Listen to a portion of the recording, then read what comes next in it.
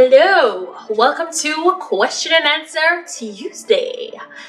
This is the time of the week when we take the time out to answer the questions that you have asked in the comment section below on YouTube, on Instagram, on Facebook, or via email.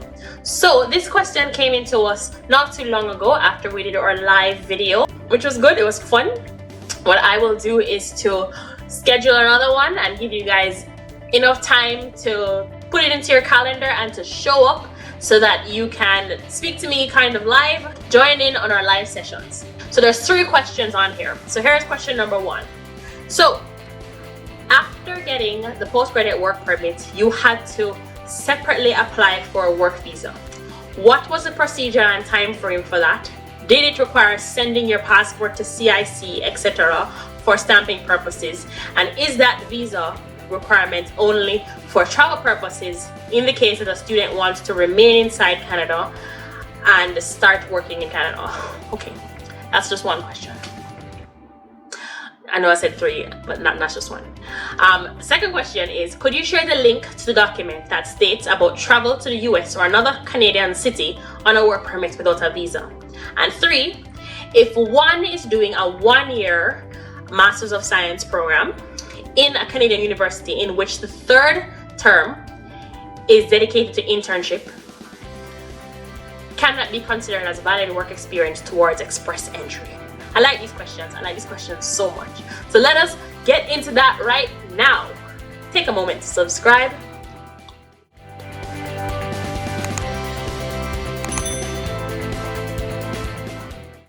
Okay, so question number 1, it seems to be multifaceted.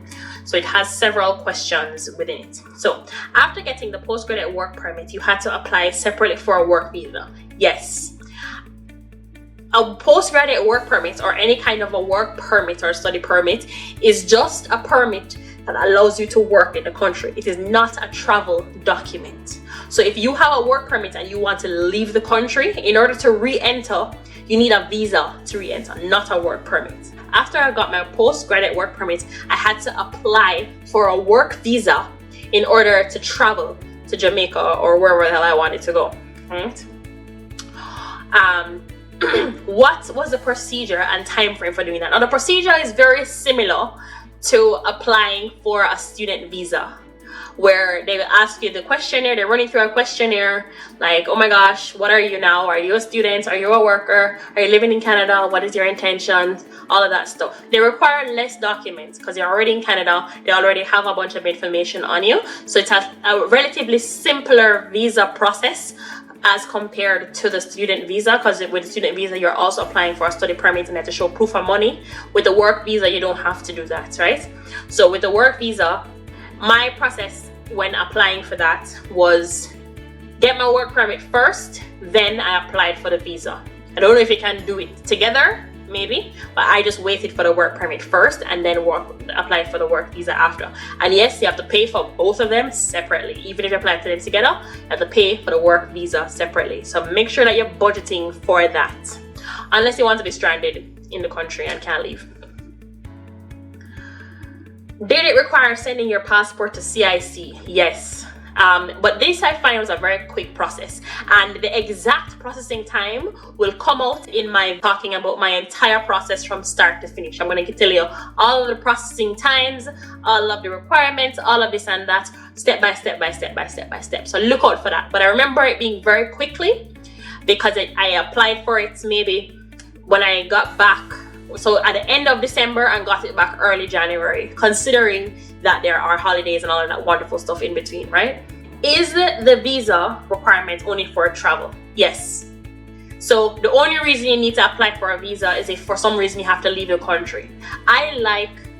When I applied for it, I didn't have any specific travel plans. I did want to go home at some point because now I've been away from home for almost a year, which I've never been. You can always leave. You can always leave the country. It's coming back, that's the problem. So if you don't have a visa, it will be denied entry to the country, right? So I think it's good to have the visa just in case something happens at home and you have to go home. Very last minute, I've had to do that a couple times. I mean, like when my grandfather died, like nobody's planning for that, right? Like you just had to go home. And of course, there are special cases where you can apply for rush visas and all of that stuff, but it's good to have it if you need to travel.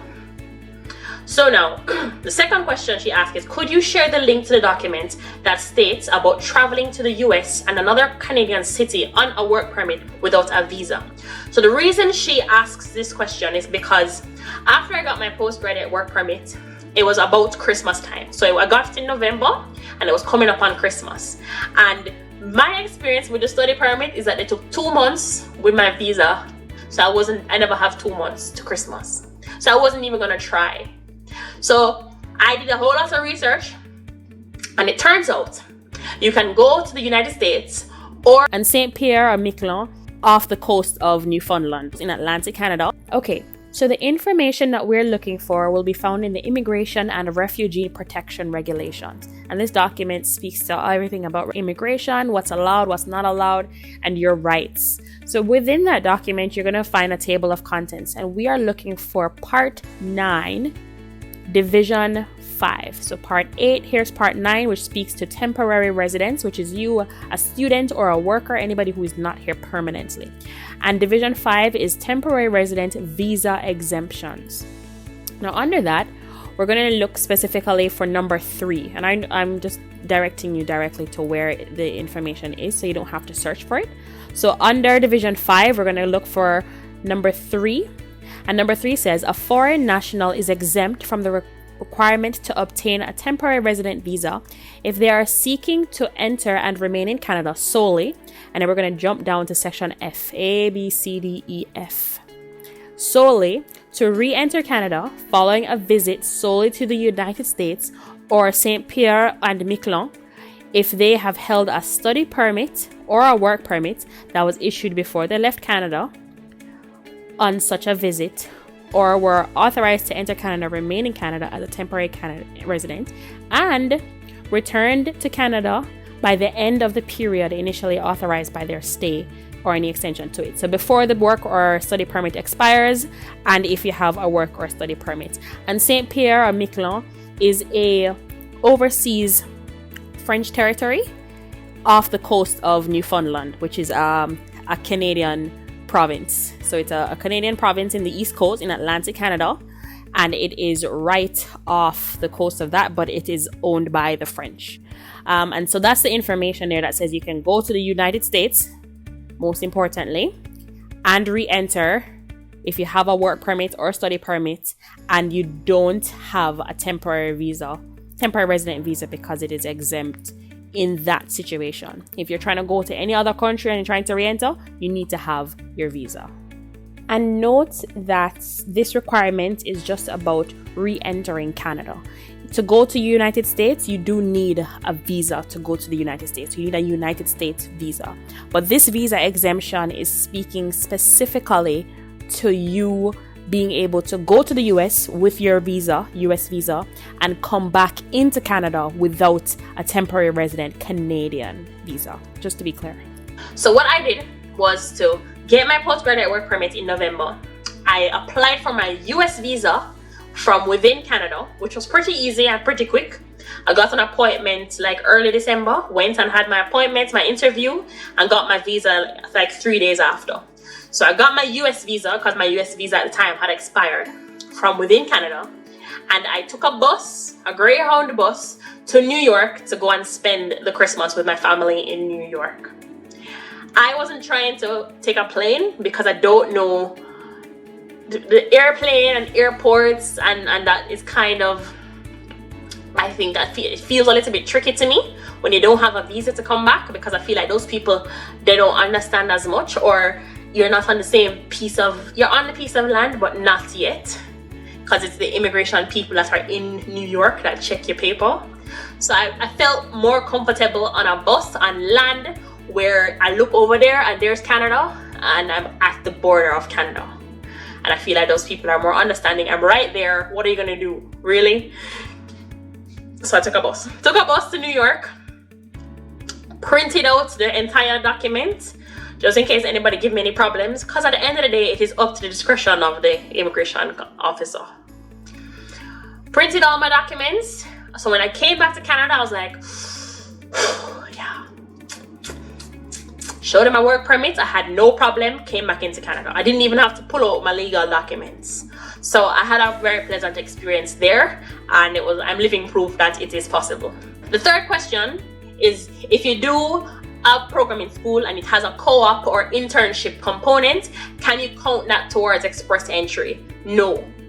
I'll bring that up on the screen here from the CIC website, and it says no. Co-op terms and apprenticeship completed before graduating do not count as skilled work experience. And that is what the criteria is under express entry. You're either skilled work or federal trades. They're considered part of an educational program. The work experience you can use to apply for a Canadian Experience class must not have been gained while studying full-time on a study permit. For example, like a co-op or internship term.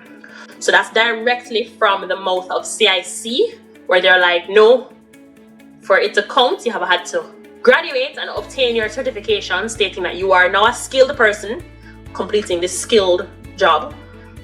And that's what counts towards those points. So I hope that helped. I hope that answered your question.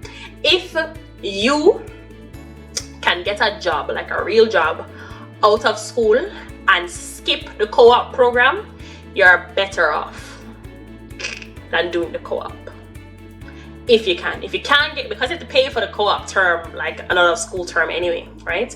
So if you can network during the 2 months that you're in school, get a job right out of school, skip the co-op. I didn't do it. I didn't sign up for a co-op program, so I'm not giving you advice. That's just my humble opinion. If the co-op program is better for you and getting experience, if you can't get a real job, keep it, because then you create a relationship with that company, and that company, they don't have to, but they can hire you full-time after your co-op term.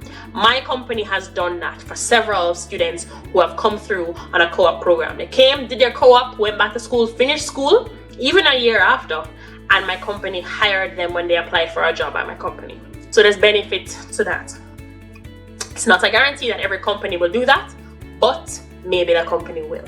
So I appreciate you for the time you're watching this video. Please remember to subscribe, share this video, give it a thumbs up, and join our immigrant community here on YouTube by subscribing, but also by following us on Instagram, Facebook, and subscribing to our website for free. Don't forget, we have a scholarship going on right now, and it closes on November the 8th, so we still have a good month left. And check out that scholarship video. I don't remember what side the eye is on now, I'm a little bit rusty. But check out the scholarship video to see what I have to offer to you in my hopes of giving back, and share it with people who will be interested in doing the same. I appreciate you, and I will see you in the next video.